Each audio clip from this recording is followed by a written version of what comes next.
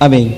Jeremias capítulo 17, no verso 5 diz: Assim diz o Senhor: maldito o homem que confia no homem, faz da carne mortal o seu braço e aparta o seu coração do Senhor, porque será como o arbusto solitário no deserto e não verá quando vier o bem, antes morará nos lugares secos do deserto, na terra salgada e inabitável. Bendito o homem que confia no Senhor e cuja esperança é o Senhor, porque ele é como a árvore plantada junto às águas, que estende as suas raízes para o ribeiro e não receia quando vem o calor, mas a sua folha fica verde, e no ano de sequidão não se perturba, nem deixa de dar fruto. Enganoso é o coração, mais do que todas as coisas, e desesperadamente corrupto. Quem o conhecerá?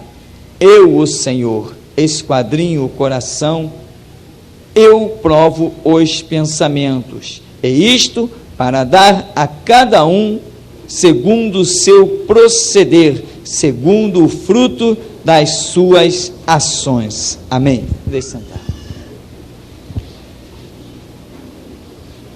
Irmãos, quando eu leio a Bíblia, eu fico muito impressionado. Eu sou apaixonado pela leitura bíblica e pelos livros que contam situações a respeito da Bíblia. Eu me apaixonei por esse livro muito cedo. Quando eu me converti, no dia seguinte eu estava comprando uma Bíblia.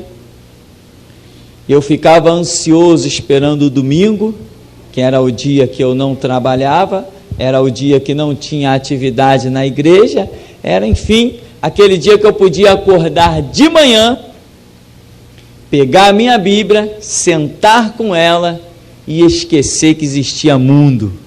E ali eu ia viajando pelas páginas da Bíblia, e o resultado disso foi que em pouco tempo eu estava dando aula para os meus professores.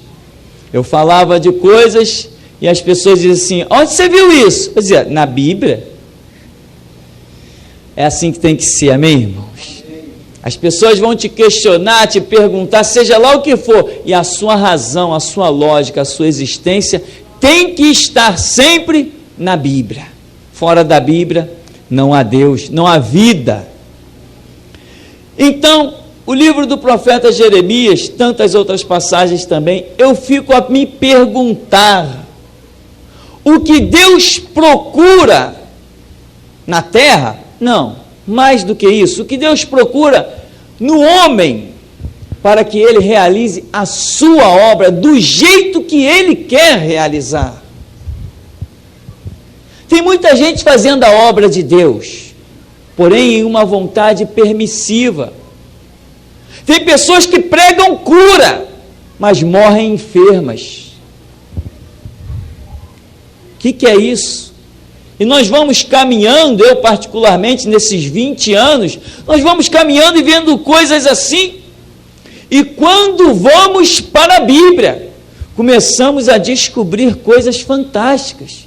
O Espírito Santo começa a nos dar resposta. Lembra há 10 anos atrás, quando você questionou isso? Está aqui a resposta, é isso. Lembra há 15 anos atrás, quando você questionava isso, a resposta está aqui, é isso.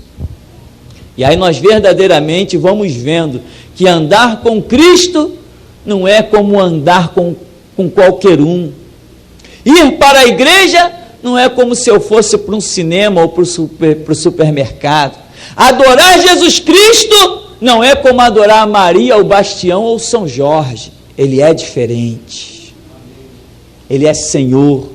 A postura que eu tinha quando eu estou perante a Bíblia e perante esse Deus da Bíblia, eu tenho que realmente ser uma nova criatura em Cristo Jesus, deixando as coisas velhas para trás e vendo se realmente tudo se fez novo. E eu sempre me questionei sobre os milagres que a Escritura mostra, com homens tão simples. E minha grande pergunta em oração: Deus, o que o Senhor achou naquele homem? Como é que aquele homem conseguiu aquela fé? Como é que naquele momento ele conseguiu formular aquela frase que nenhum outro jamais houvera dito? Só existe uma resposta: anda com Deus e Deus vai andar contigo. Fala de Deus e Deus fala a teu respeito. Age com Deus e Deus age contigo. Abre tua boca para glorificar a Deus e Deus usa a tua boca para te mostrar que no meio dos homens você é maior. Aqui o livro do profeta Jeremias diz: assim diz o Senhor, maldito o homem que confia no homem, que faz da carne mortal o seu braço e aparta o seu coração do Senhor. Ele vai ser como um arbusto solitário, ele vai estar no deserto, ele está perdido. Irmãos, nós precisamos confiar em Deus. Você vai dizer assim: mas eu já confio em Deus. Eu digo, lembra daquela parábola? Parábola não, daquele fato do jovem rico. Às vezes ter todas as coisas pode ser como não ter nada. Se Jesus virar para a gente e disser: ainda te falta uma coisa. E é esta coisa que é o importante. Quando a gente diz assim: Jesus, eu quero ser uma tocha viva nas tuas mãos. Eu quero ser um homem de Deus, em que os demônios olhem para mim e saiam correndo da minha frente. Aí ele vai dizer: ainda te falta uma coisa. Aí você tem coragem para dizer: fala, Deus, que o teu servo ouve e obedece. Confiar em Deus, Naum 1,7 diz que o Senhor é bom, é uma fortaleza no dia da angústia, e conhece os que nele confiam. Tem muitos cristãos iludidos, e nós não podemos ser mais um. Tem muita igreja que só tem título de igreja porque lá fora pregaram uma faixa ou uma placa escrita igreja, mas na verdade nem igreja não é. E nós não podemos ser mais um grupinho. Se quisermos desfilar roupa bonita, tem muito lugar. Mas quando viermos à casa de Deus, é para dar um passo a mais na direção desse Deus. É grudar nele, é agarrar nele, que nem Jacó: eu não te largo enquanto não me abençoares. É que nem aquela mulher: se eu tão somente tocar nas vestes dele, eu sararei. Eu vou lá, eu vou encarar, mas quem vai chegar naquela multidão? Eu vou chegar, minha fé vai romper tudo isso. Quem me tocou? A multidão te aperta? Não, alguém me tocou diferente. Alguém me tocou com uma confiança tremenda. Alguém me tocou convicto, eu senti que arrancaram o milagre de mim. Quem foi essa pessoa, que eu nem sei quem é, que arrancou esse milagre de mim? Então, irmãos, maldito o homem que confia no homem. Aí ele vai dizer no 7, bendito o homem que confia no Senhor e cuja esperança é o Senhor. A nossa esperança, onde ela está? Eu fico olhando uns crentes, né? Fazer o quê? Tem que chamar de crente. Que entram nas igrejas, e quando nós esperamos, a pessoa diz: não, eu tenho 15, 20, 30 anos de evangelho. Quando nós esperamos que a pessoa vá falar alguma coisa espiritual, primeira coisa que a pessoa fala é sempre carnal. Não, irmão, eu estou aqui que eu estou buscando a direção de Deus, porque o meu negócio não vai bem. Irmãos, se a sua intimidade, a confiança em Deus é para que ele abençoe os seus bens materiais, você é um pobre, cego, miserável, desgraçado, nu, só falta ser sepultado. Como eu sempre digo, um Deus que tem um carro, uma casa e um salário bom para me dar, esse Deus eu rejeito, ele é esterco para mim. Diante do que a Bíblia diz, eu não vivo em busca dos bens da terra, eu não posso viver, eu me nego a viver, me recuso a viver. O meu Deus é criador dos céus e da terra, eu estou lá chorando no canto, Deus me dá um bem da terra? Já falamos tantas vezes sobre isso. Deus, me dá a porção dobrada do teu Espírito. Senhor, o que tu viste lá em Pedro, que a sombra dele curava os enfermos? Vem em mim, como é que eu faço para chegar naquele lugar onde Pedro chegou? Como é que eu faço para ser um homem que nem Elias, se eu sou homem de Deus, que caia fogo do céu e te consuma? O que está faltando? Bendito o homem que confia no Senhor, cuja esperança é o Senhor. Ele é como árvore plantada junto às águas, que estende as raízes para o ribeiro, não receia quando vem o calor, a fadiga do dia, os reverses da vida, as aflições, as angústias. Não receamos, porque aquele que habita no esconderijo do Altíssimo, à sombra do Onipotente descansará. 1000 cairão ao teu lado, 10.000 à tua direita, e tu não serás atingido. Eu confio em Deus. Aleluia, glória a Deus. Não temerás espanto noturno, nem seta que voa de dia, nem peste que anda na escuridão, nem mortandade que assola ao meio-dia. Quando bater meio-dia, o teu prato estará servido. Confiamos. Confiança é um estágio sério para alcançarmos. Muitos homens de Deus estão sendo martirizados, sem valor esse martírio, logicamente, atrás dos púlpitos, porque estão achando que ser pastor é bonito, é status. Eu quero é viver da obra, dizem uns, e eu digo, não, eu quero é morrer pela obra. Deus não me chamou para viver da obra, me chamou para morrer pela obra. O Evangelho é uma causa, e o líder dessa causa já começou derramando seu sangue, mostrando que os seus seguidores têm que ser igual a ele. Aleluia, Jesus. Enquanto que as pessoas não entenderam quem é Deus, não aprenderam a confiar em Deus, não entenderam a causa do Evangelho, os projetos de Jesus Cristo, estão querendo ser nomeados com títulos eclesiásticos para desfrutar de regalia. Não! É certo que o Senhor é o meu pastor e nada me faltará, mas nada daquilo que Ele projetou para mim, não do que eu mesmo projetei para mim. Aqueles homens do passado, até hoje, tem cenas que eu ainda questiono. Como é que Pedro olhou para aquele homem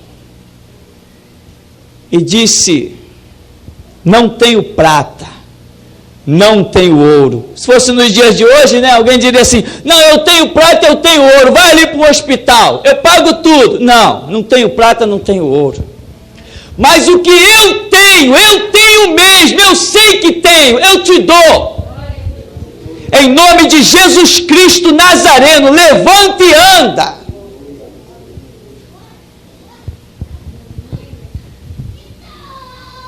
Eu não sei se eu tenho fé ou se eu não tenho fé, mas eu fico imaginando qual seria a minha atitude, a minha postura, se certas coisas bem adversas viessem contra a minha vida. Porque às vezes está tudo no mar de rosa tão grande, e a gente diz, glória a Deus, aleluia, geladeira cheia, os filhos estão bem, não tem nenhum filho entrevado em cima de uma cama, não tem nada disso, Deus é maravilhoso, glória a Deus por isso, está tudo bem, maravilha. Mas se de repente vier uma prova semelhante à de Jó, como é que vamos ficar?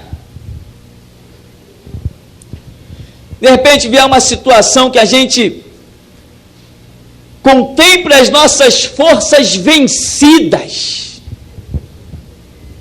Que nem certa vez a experiência de um pastor, na igreja, eu congreguei nesta igreja, orando e multidões sendo curadas. O neto dele estava em cima de um leito e os médicos falaram, olha, só resta esperar. E ele dizia assim de púlpito, eu tenho curado tanta gente dentro da igreja, mas agora eu estou vendo que o poder é exclusivamente de Deus, porque o meu neto está lá e eu não posso fazer nada. Nós não podemos, mas servimos a um Deus que pode todas as coisas. O neto dele está com saúde, já é um homem hoje vivendo na sociedade e servindo a Jesus Cristo. Porque Deus nos prova para nos ensinar. Aqui, irmãos, no verso 9 diz assim, enganoso é o coração, mais do que todas as coisas, e desesperadamente corrupto. Quem o conhecerá?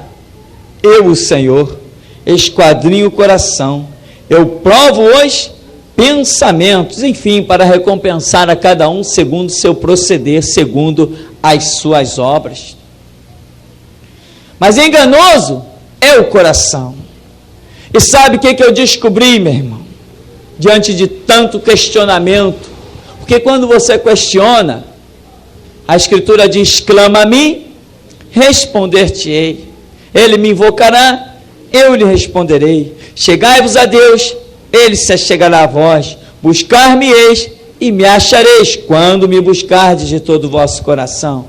É uma promessa, porque é o anseio de Deus, em que uma vez que o desejamos, Ele também nos deseja muito mais. Porque a Escritura diz, quem primeiro deu a Ele para que lhe seja restituído?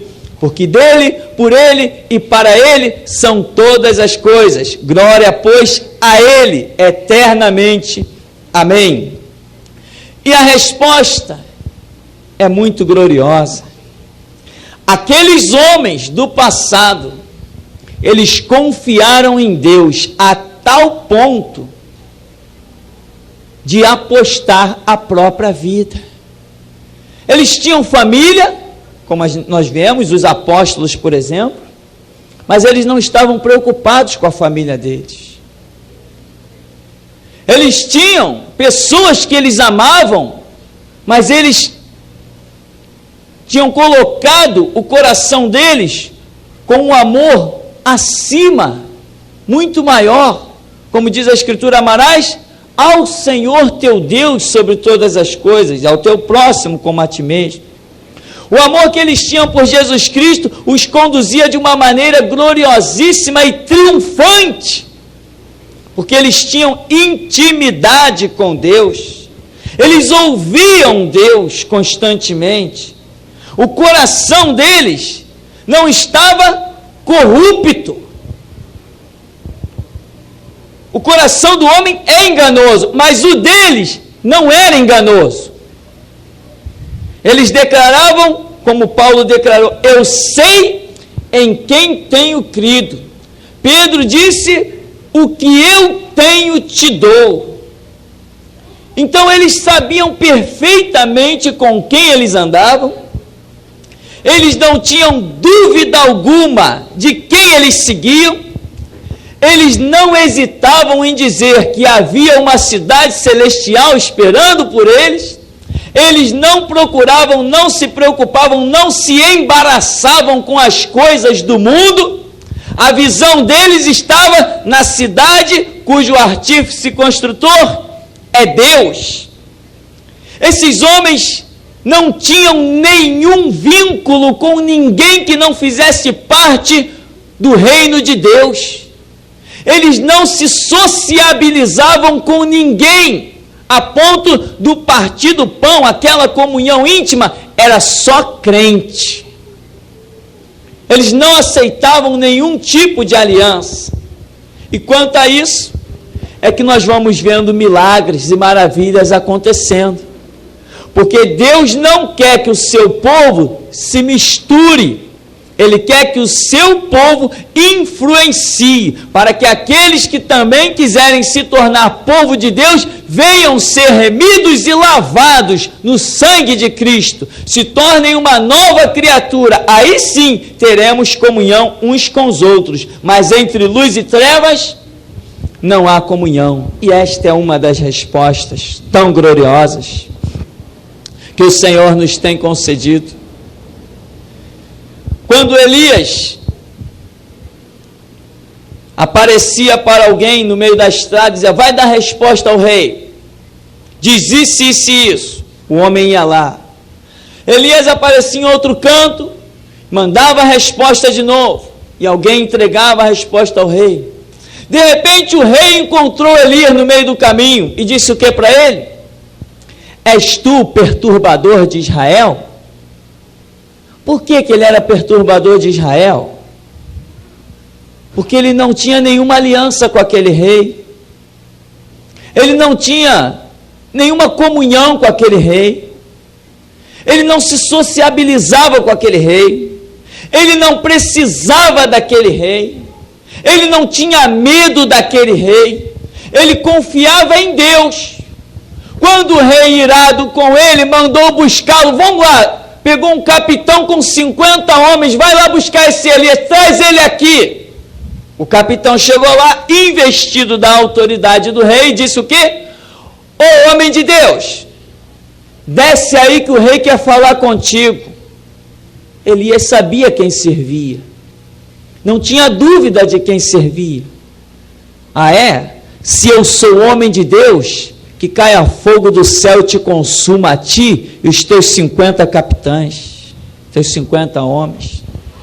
Isso sucedeu algumas vezes, até que alguém chegou lá com um exército de novo e disse assim: homem de Deus, seja preciosa a minha vida e a vida destes meus servos aos teus olhos. Desce conosco que o rei quer falar contigo. Aí o anjo que estava do lado de Elias disse assim: desce com esse daí. E ele chega lá diante do rei e rasga o verbo. Como é que esses homens, apostando a vida, mostrando que eram sustentados por um reino espiritual, não iam receber uma graça sobrenatural de Deus? Como é que Deus, que vela sobre a sua palavra para cumprir, não iria honrá-los? Como é que Pedro está pregando e apostando a vida em Jerusalém, desafiando, como você vê em Atos capítulo 4, no verso 5, diz assim: no dia seguinte reuniram-se, presta atenção, em Jerusalém, as autoridades, os anciãos, os escribas, com os sacerdotes, Anás, Caifás, João, Alexandre e todos os que eram da linhagem do sumo sacerdote, pondo-os perante eles, os arguíram. E lá no verso 12 ele diz: não há salvação em nenhum outro, porque debaixo do céu não existe nenhum outro nome dado entre os homens pelo qual importa que sejamos salvos. Ao verem a intrepidez de Pedro e João, sabendo que eram homens iletrados e incultos, admiraram-se e reconheceram que eles haviam estado com Jesus. Como é que Deus não vai honrar um homem desse? Que chega diante das autoridades, que poderiam dizer: mata ele, e ele não se dobra, ele não se curva.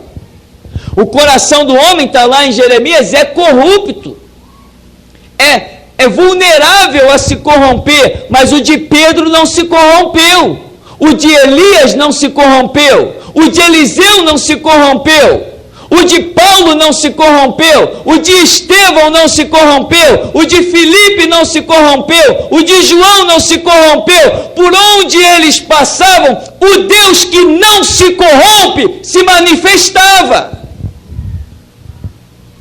O Deus que não aceita alianças se manifestava.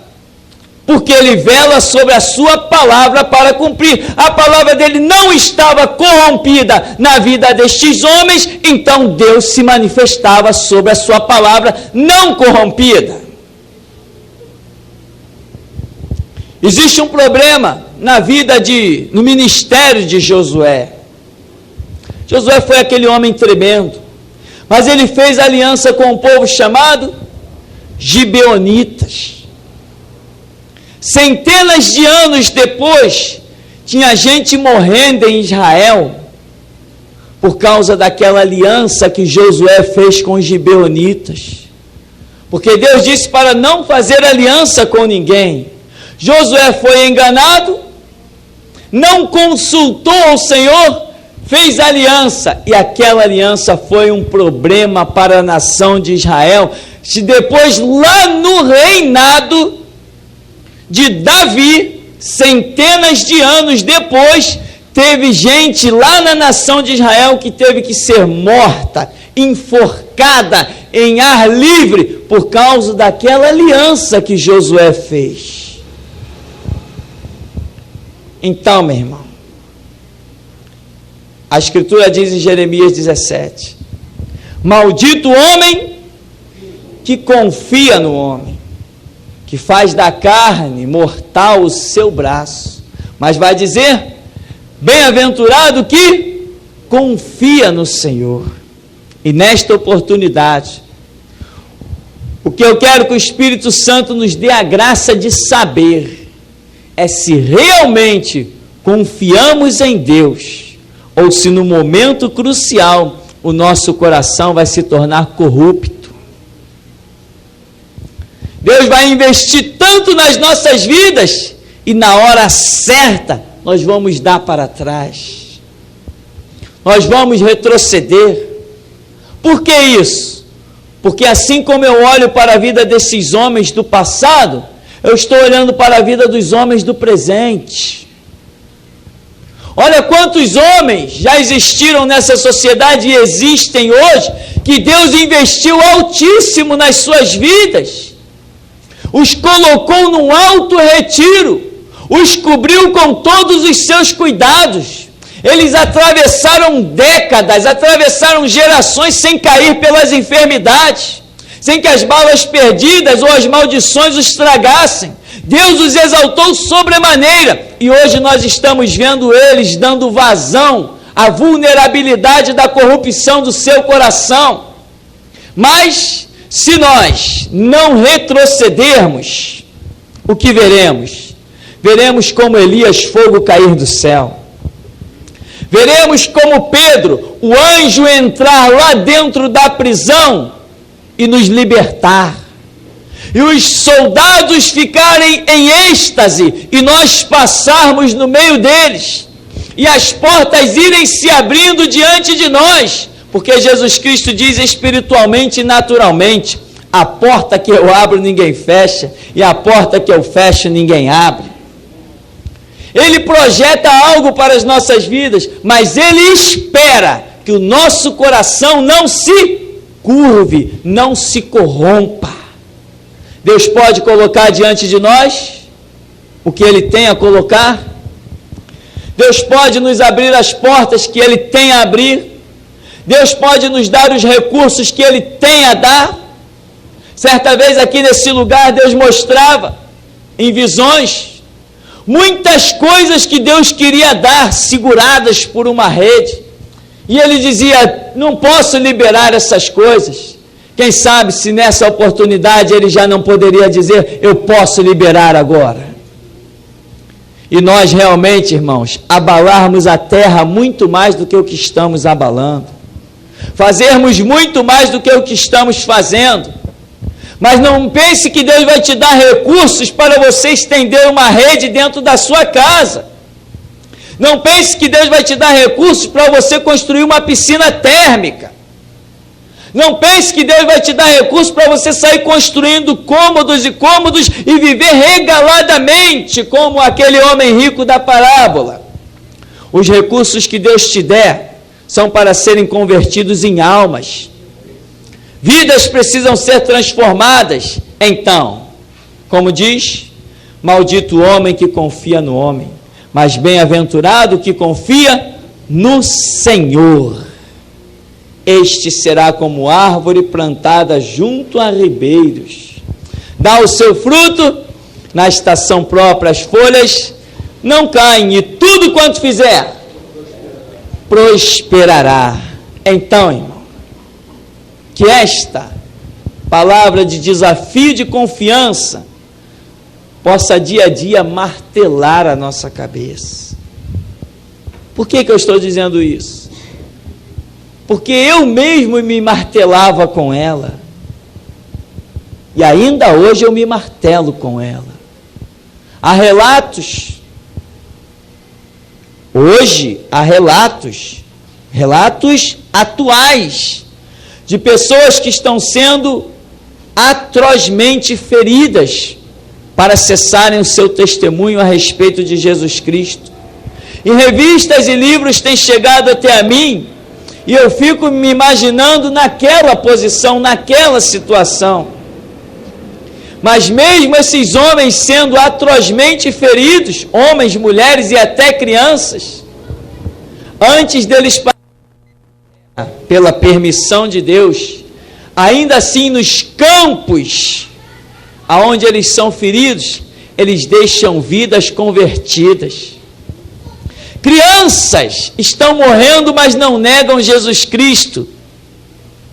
Relatos e mais relatos de líderes malvados se convertendo por causa do testemunho de uma simples criança. E eu fico olhando, quando eu leio, eu contemplo, eu imagino, e eu digo: Jesus, a que ponto o Senhor pode contar comigo? Será que eu realmente estou pronto para ir até o fim, diante de qualquer estrada que aparecer perante mim? É verdade, irmão, que a Escritura diz que Deus não nos deixa ser tentados além do que podemos resistir. Mas é verdade também que nós temos que crescer e ser fortes para que Ele possa colocar diante de nós provas grandes. Porque quanto maior a prova, maior é o resultado estrondoso do poder de Deus. E é isso que nós estamos falando. Tem crente que Deus pode contar um pouquinho, tem crente que Deus pode contar muito e conta muito. Então, para finalizarmos, diz a Escritura em Naum 7, que o Senhor é bom, é uma fortaleza no dia, mas conhece quem? Você nessa oportunidade é conhecido de Deus pela sua confiança? Deus pode colocar alguém possesso de legiões de demônios diante de você, você já está pronto para esse serviço? Deus pode colocar alguém enfermo diante de você para orar? Você já tem essa fé? Você já tem essa confiança? Você já sabe que o teu Deus realmente cura, não apenas por palavras, não, mas eficazmente Ele se manifesta. Fora das páginas da Bíblia, Ele se manifesta. Ele não é um Deus fechado dentro de um livro. Ele é espírito e vida, Ele é a tua sombra, a tua direita. É isso que nós precisamos. E acredite, mais que isso, para que sejamos, como diz a Escritura, como ventos.